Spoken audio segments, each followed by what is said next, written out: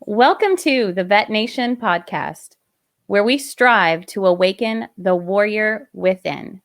I am Shantae Hall, your podcast host, and today we are joined by U.S. Navy veteran, Mr. Ron Gamble. He is with Veteran United Craft Brewery. Ron, thank you so much for taking the time to be here this afternoon. Sure, it's my pleasure.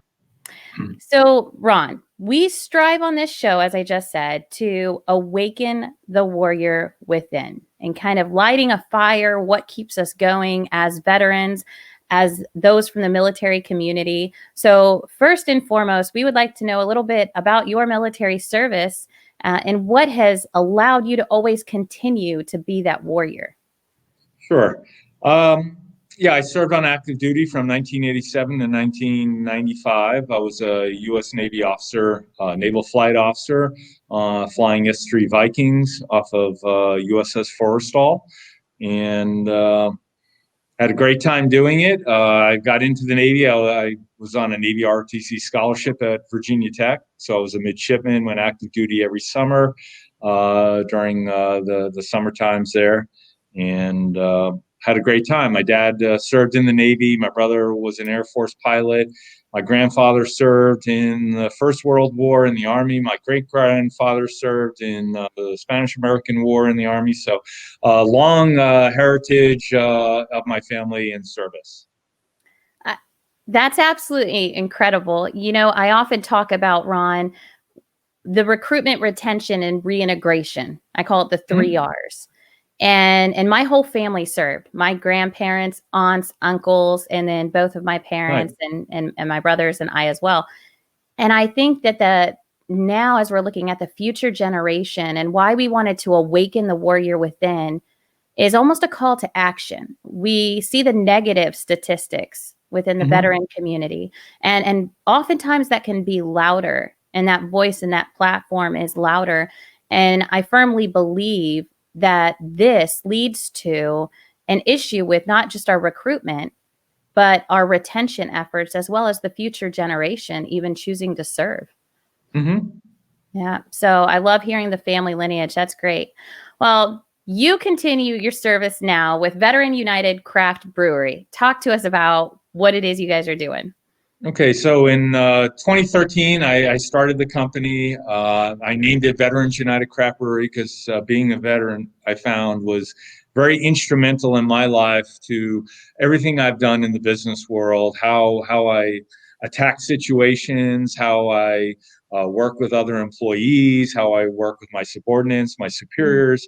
And I was very proud of my service, and I wanted to bring attention to something that was instrumental in my life, but in so many others that I've worked with. Since leaving military service, I've had many people who've had worked in the or served in the Navy, the Army, the Air Force, and usually they were some of the best employees or best bosses I've had. So I wanted to highlight my service and others, and also bring attention and awareness to our active duty and veterans by naming the company Veterans United Craft Brewery. Veterans coming together, being united for our passion for our country and our craft beer. So you're an actual location in Jacksonville, correct? We are. That's correct.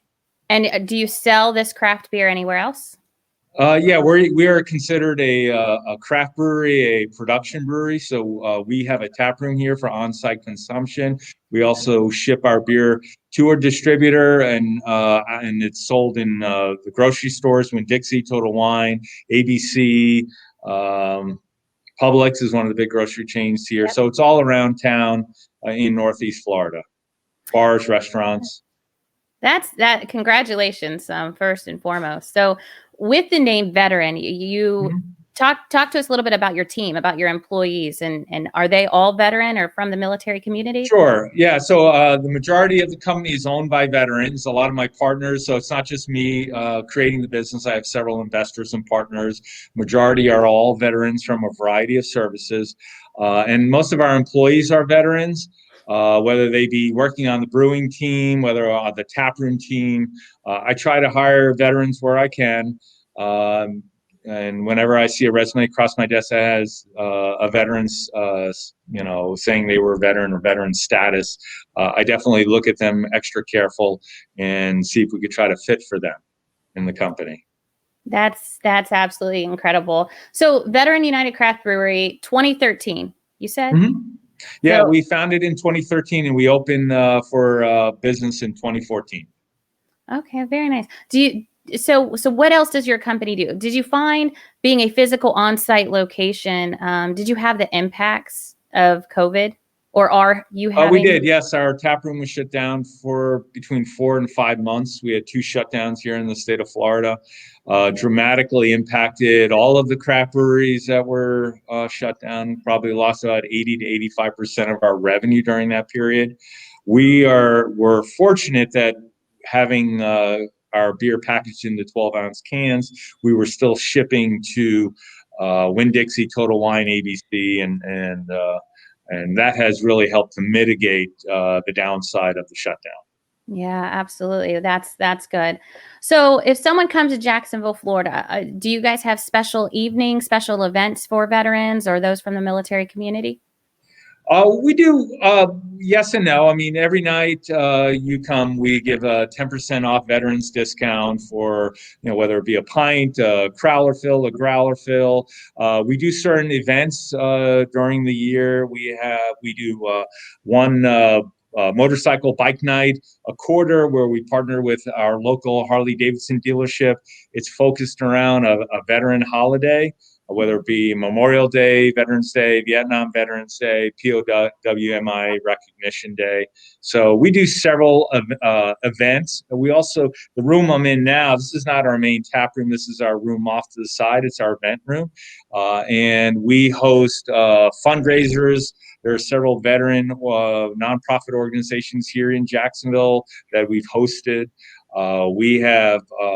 We used to run every fall like Kongs for Canines, where we would collect Kongs, or we would give a discount, and in lieu of, we'd buy the Kongs ourselves to donate to our military working dog teams in the fields, and donate it via a nonprofit organization that got it out to those folks. We've worked with Canines for Warriors here in town, Operation New Uniform. Up until the shutdown, at one night a month, we were hosting a local nonprofit called Vets on Tap, mostly focused on helping vets transition from the active duty into the civilian world. We've had job fairs here where a company was brought in for interviews, resume building techniques, entrepreneurship. Right now, I'm working with the University of North Florida. They have a veteran entrepreneurship program. Mm-hmm. So they're using Veterans United as a kind of a case study. So I get on the phone with the coordinator every week, and we go through various topics like fundraising, HR, business planning, etc., where I share my experiences with them, and she relays that to the class via real world experience. That's absolutely great. I love it. My doctoral research speaks to what's called acculturation, and Okay. and it's on the military transitioning population. And I co-authored a multidisciplinary curriculum that has been utilized by the Department of Defense's transition assistance program. So that's great. yeah, I love that. I'm an executive coach, HR professional. So anytime that you guys need support, let me know. So I love that you're doing more and that you recognize transition is one of the key elements here. So share with us a little bit about when you chose to transition. What did you do prior to the brewery? Did you go to school? Did you get more education?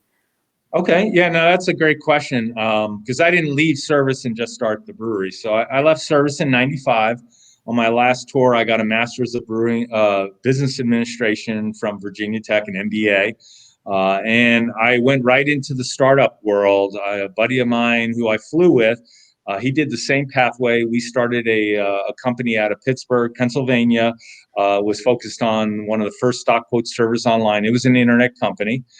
We grew that company. We got mutual fund companies signed up, Morningstar. So we ended up selling that company to Intuit, as you may know, QuickBooks, Quicken. They integrated that functionality into Quicken.com, and I being an entrepreneur at heart, I literally walked across the street to another company that was out of Carnegie Mellon doing search technologies. Me and my buddy, we turned that company around. It was a great technology, no product. We ended up growing that and selling that company to Lycos, which was one of the big search engines back around 1998. And I went to Boston to be vice president of product marketing there, leading a team of about 115 people with about $15 million in budget responsibility.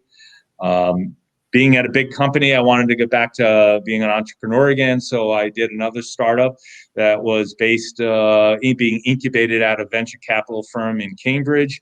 Again, another technology, no product. Turned that around. We had clients like Procter and Gamble, ConAgra, Kraft, Pepsi, Coke, and we ended up selling that company to Nielsen, formerly AC Nielsen, the market research firm. So, and that was using evolutionary algorithms to design products. Really a mouthful, but pretty neat and pretty sophisticated. I did 2 more startups. Last one was in Atlanta, flying back and forth every week. And this is kind of leading into how I got into brewing. And after about a year and a half, wasn't going where I thought it was going. Travel was getting me down. Decided to come back to Boston. While I was looking and interviewing with recruiters, my wife said, "Hey, you've been a home brewer for 6-7 years. Why don't you maybe do something fun for a bit?" So I applied to some of the brewing schools, UC Davis in California and the Siebel Institute, which is the oldest brewing school in Chicago. Got accepted to both, and it just happened that Siebel had an opening fairly quick in their schedule. So I went up to Siebel. It's a concentrated 3.5 month program. And then the last 6 to 8 weeks are spent in Germany at a German brewing school. So I went over to Germany, and I ended up with, in essence, was a master brewer's diploma in brewing technology. So I came back, and then you got this nice little degree, and I thought, hey, I'm going to run around, get a job. Well, a lot of folks in the industry don't have any formal brewing training, and then plus having my background I mentioned, it's kind of challenging. So I literally volunteered for 6 months at a brewery, worked for free, and that allowed me to get my first paying job as an assistant brewer at a Massachusetts brewery. And then from there, I worked my way up the ladder. I got more experience, and I knew I wanted to start my own brewery, so I sort of picked where I wanted to be.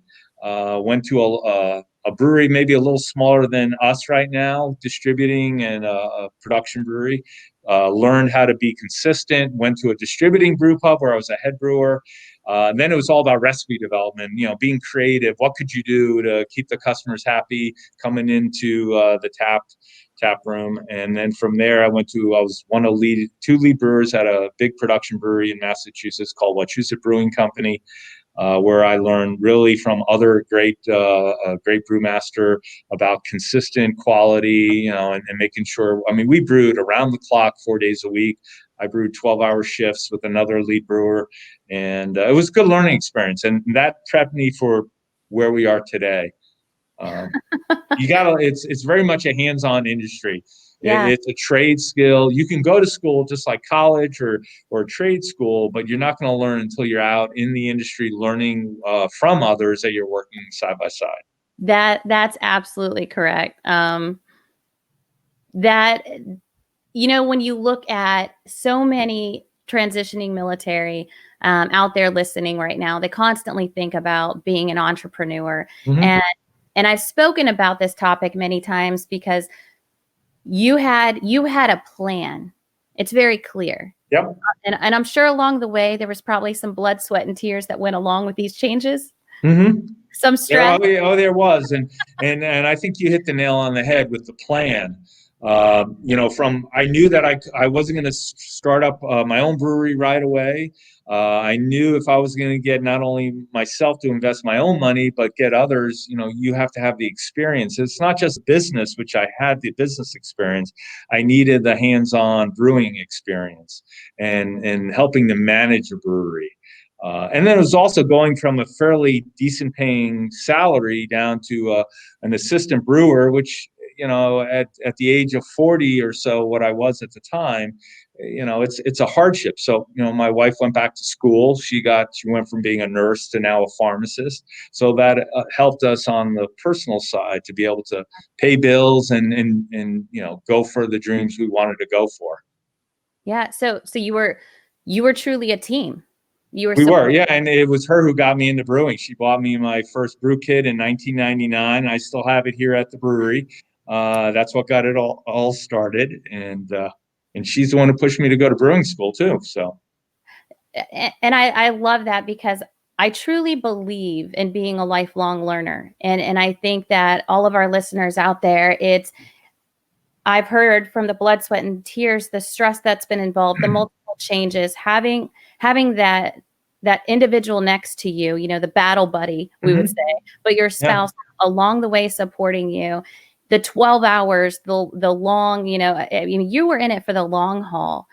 And what I think is so incredible, Ron, is that it's the lifelong learning mentality that you didn't just say, screw it.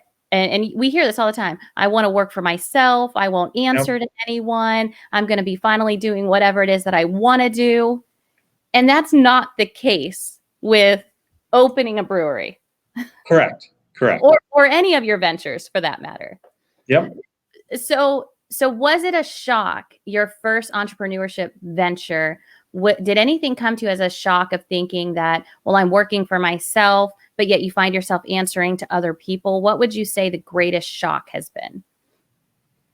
Uh, well, no matter what plan you have, you may have heard, it's all gonna get thrown out the window once you start your business. But I think when you start a business, I didn't pay myself for 3 years when I started this brewery, and what's been a shock is sometimes some employees don't understand this, and they look at it as, you're the business owner, you must be making a ton of money, you own this business with all these nice, beautiful tanks, and that's not always the case. Most Right. times, you're the last person paid, you're the least person paid, and so that's been a challenge. So you have to weather through that. And with this business, it's running two different businesses. We run a production operation where it's a manufacturing plant, and then we have this front end retail. And the employees you're dealing with are very different. A brewer is very different than a beer server or a bartender. And then we'll be operating from 5 a.m. in the morning when we'll start a brew, and if the tap room's open, may not close till 11 p.m., 12 a.m. At night or the next morning. So Yeah. I think you just have to be prepared that the plans that you set are not necessarily going to happen, and I would expect them not to happen. So you want to make sure you've planned from a financial perspective, that you have enough capital that you don't run out, because a lot of businesses do that, and especially during this last 6 months, 7 months. We have enough capital reserves to get us through the hard times, and it really helped out. But I think it's from my military services, my attention to detail is probably the most important trait that I've carried over from the service world to the civilian world. Yeah. It's attention to detail and how you treat others, what you expect of your employees, and I think that defines everything else, whether it be money, whether it be product, whether it be the brew recipes, the production operations. It's just attention to detail. Absolutely. I was recently speaking to a transition assistance program class on how to be a competitive candidate.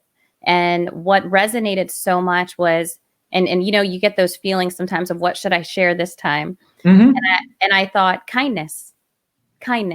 And you just said it. It's that mutual level of respect Mm-hmm. from that you learned from your military service, probably from growing up in a military community as well, is we have a respect for one another, and to show and to have that makes you far more competitive, especially in today's generation of possibly a lack of kindness that we're witnessing. Yeah, I would agree. Everything from, if you meet with someone at the company, send them a thank you note, an email. That's rarely done, and if more people did that, you wouldn't believe how much that stands you above the pack of candidates that want to work. and or the ability just to look someone in the eye and talk to them. And I find most military people have those characteristics because they had to have it to succeed in the service. Yeah, absolutely. So I think it's humbling when we hear our stories. Again, naval officer, I would say multiple transitions, but you were always mindful of the level of education that you held. And Ron, that's just an incredible message to so many that, Mm-hmm. look, this isn't easy. I've invested the time to ensure not just that you were following a passion with brewery, because when you're running a business, that passion sometimes it kind of fades away a little bit. Sure. Oh, yeah. Yeah, Yeah. definitely. So how do you maintain that aspect?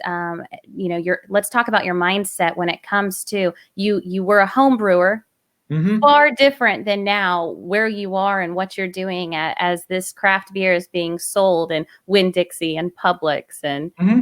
hopefully coming to HEB here in Texas. The mindset, what keeps you going? I think for me, you do get down a lot. There's the stress and strain of the job, and you'll hear this with most small businesses. It seems like the majority of your time is spent on employee issues, having to. It's not just the good things of mentoring, but it's the correcting. Uh, I don't have a huge HR team, so I try to rely on our good employees as we interview new candidates to try to screen them out. But we've seen our fair share of people that walk in the door and then walk out the door. Everyone thinks it's cool to be a brewer and it's fun, and they watch these commercials on TV, but it's really a hard job. And some people just. I had another fellow in here. He worked for about 60 days, and he finally came to us and said, I can't do it. It's too hard. This job is too hard for me. And so we said, well, thanks. And he wanted to work at a brew pub or a small brewery where he was in more of an air conditioning environment than the hot warehouse area. Yeah, And that's great. I mean, he was a good employee, and then not all veterans work out. I mean, people come on and they have different issues in their lives, different things that are happening. And, sometimes we try our best to keep them and retain them, but sometimes we just can't do it. right. So I always try to hire veterans where I can, but some of my best employees have not served. But most of my employees, if not all, have someone in their family who served. A brother, a sister, a father. And to me, that's important because it helps them relate to who we are as a company. And many of our customers that come in here are veterans or active duty, and they want to know that they can tell stories and people can relate to their experiences. And so to me, if you have someone in your family who served, that's good too. That helps. They understand and they can empathize with our customers. Yeah, absolutely. I couldn't agree more. I think it's something that I constantly share, that whether you're a spouse or you're a dependent, you're in this too. You're a part of the story. You're going through it in real time, and you see the resiliency and the adaptability from our military community at large. It's definitely not just the service member, and so that's great that we've been able to ramp that message up. So what's your vision for expansion? So let's talk about where you go from here. Are you just focused on catching up from the last 6 months, or are you thinking larger? Well, we were. I mean, at a point prior to the shutdown, we were looking at opening a second taproom location and a smaller little pilot brewery, but I think that's on hold right now. We are focused more on our distribution and expanding distribution throughout the state and possibly into neighboring Georgia. Nothing is off the table, but we've had to reset some. Even now, we just don't see people coming back to the tap room in the numbers they were prior to the shutdown. So we've made a little bit of a correction, but certainly it's all about growth. And how we will grow in 2021, we will see. So, I think it's still a winning move to open another tap room. We even had thoughts, because I get approached by many veterans who say, "Oh, I'm a home brewer," or, "Oh, I want to open my business. Do you guys franchise?" And so that was something we had, just casually thought about. If we open a second tap room, we could use that as a pilot system for, could this be franchisable? So, and then we'd have to pull on the expertise to do that, because I don't have that. So, and that's a good point. Is you want to find people who have that expertise and bring them onto your team, whether they're an employee or an advisor or a partner. I think we always hear that, but I've got I got a fantastic brewer right now. He's not a veteran, but he has that passion that I had. When I first got into the industry, and I say I had, just because, as you know, the business wears you down a little bit, and you go home late at night, but I've got a fantastic operations manager, great bar staff. So out of all the shutdown, we were able to retain our best employees, and they've got a positive attitude. So I'm excited. And my sales manager, he's a former Navy hospital corpsman, worked with the Marines, the green side, and he worked for our distributor prior. He wanted to come over to this side of the business, and he's just doing a fantastic job. Very passionate. He's out there representing us every day to bars, restaurants, like I said, grocery stores and package stores, etc. So yeah. That's incredible. So I think last question is, I kind of want to know, because we've touched on the entrepreneurship side, and I can absolutely relate. I've joked before, I opened a gym, and I realized that being at that gym from 4 a.m. to 10 o'clock at night was not what was imagined in my mind. Yep. And you get tired of telling people to eat chicken and vegetables. You can't speak to people the same way as you could speak with your troops. And it's the kinder, gentler.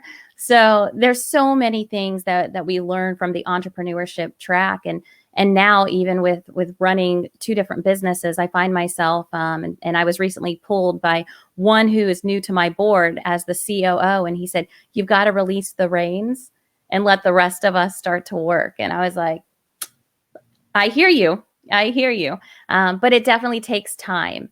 And it's interesting with all the education in the world, Ron. I think that real world experience allows you to take those lessons, and combined with your education, you're able to move mountains.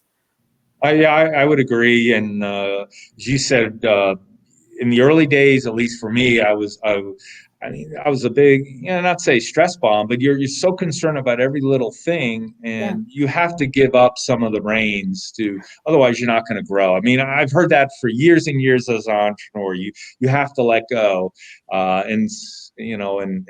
but when you're getting going, and the worst thing you want is put out a beer that's horrible, because it's your name and your company's name on there. And that's, I think, one thing to mention is the military has really taught operating procedures to most service folks. And we have employed that here, so that we've been able to keep our beer very consistent. Our beer is known in Jacksonville as being high quality and very consistent. So a lot of craft breweries can put out a good beer here and there. You have that one beer, and 6 months later you have the same beer, and you're like, "Oh, that doesn't taste the same," and "Oh, that's too bad. I really liked it." Well, our reputation here, which we hear back from the market, is if I had a Raging Blonde 1 year ago or 2 years ago, it's the same Raging Blonde I had 2 days ago. And a lot of that goes to having operating procedures through many brewers, with me being sort of the constant, and obviously having a passionate team of folks, but it's that constant, and I'm able to transfer my knowledge to them, because they're the ones out on the brewery floor every day. I mean, I'm managing it, overseeing the quality, the schedule, but I'm not there turning valves every day or watching the temperature. And so that I think is sort of not our secret, but it's a factor of our success, I would say. So. Yeah, absolutely. So with those that you talked about, the hot brewery room, what does it take for someone to be able to walk in and get a position with your company? So as a brewer, I mean, ideally, you would have some kind of formal brewing training, worked at another brewery. That would be ideal. We have brought on folks who have been home brewers. But again, being a home brewer of a 5-gallon batch is very different than a 620-gallon batch of beer. So there and people think of brewing and it's just the brewing of the beer, but that's only one element of making good beer. It's the cellaring and the handling, the yeast management. A lot of that is not seen by home brewers because they brew and then they put it away, and 3 weeks later then they're bottling it, or we call it pitching yeast, putting yeast in the wort, and they forget about it. Well, we maintain our yeast strain for many generations until we've, everything is recorded, everything is monitored. And when we get to a point we say, well, our yeast is not performing as it should, we call up the lab and get a new batch of yeast, and then we cultivate that up and use it. So, I mean, ideally, it's having some kind of familiarization with the brewing process and scientific knowledge and understanding. But I think most importantly, it's that attention to detail that I said earlier, and having a head on your shoulders, being smart. Because I think if you have those two traits, you can learn anything. And the desire, obviously, you're going to go home in the evening and want to pick up that book and start reading. And I mean, that's what I did. I was so passionate on my brewing shifts. When I had a chance to eat a sandwich, I was reading a magazine, trade magazine, or a brewing book, and trying to figure it out. I'm a big problem solver. I love to try to make things better. I like to say myself, I'm a builder. I'm a builder of companies, of products, and that's what gets me excited is building things, creating things. So, and what's better than get barley that's been malted with water, yeast, and hops, and you create something from scratch. It's a real trade that most people go into a cube every day and they sit there and they do their job. But if that evaporated, what would they do? Right. Brewers, we can create things from scratch. So, but we joke, like in a zombie apocalypse, we know we'll have a job making beer for people. Absolutely. Keeping them happy. So anyway, but yeah, that's just a little humor, but it is really a neat skill to have, knowing you can create something from scratch and produce something that other people enjoy, and see the smile on their faces. I think that's pretty cool.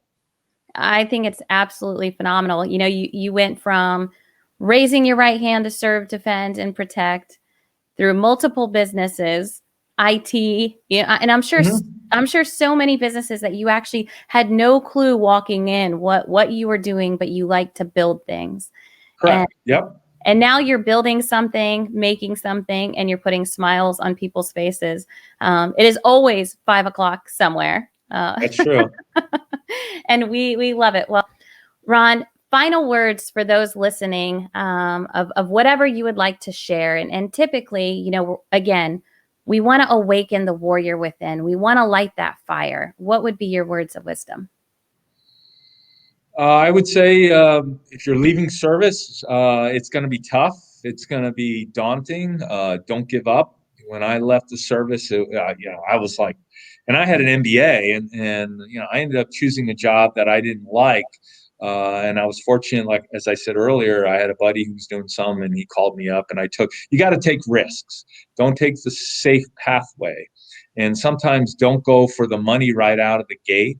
I would build my education up if you can if you got the benefits of the GI Bill. Do that. Don't pursue that dollar right away if you can, and have a plan. It doesn't have to be a plan on paper. Just kind of say, where do I want to be in 3 years, 5 years, and figure out how you're going to do it. Yeah. So.